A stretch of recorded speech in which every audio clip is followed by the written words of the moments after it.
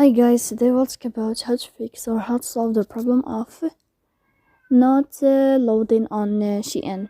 To know how to fix or how to solve not loading on Shein app, you should just go to settings.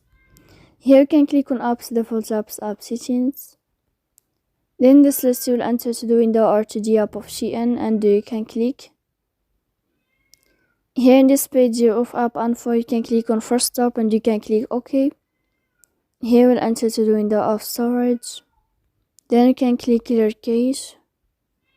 Don't click clear data because that can cause you errors or can delete your account. In the end, you can turn off your phone and you can wait a moment to turn on your phone again. If it's not working with you can go to Play Store, and if you'll find the updates, then you can click to update your app. So please don't forget to support us by like and subscribe.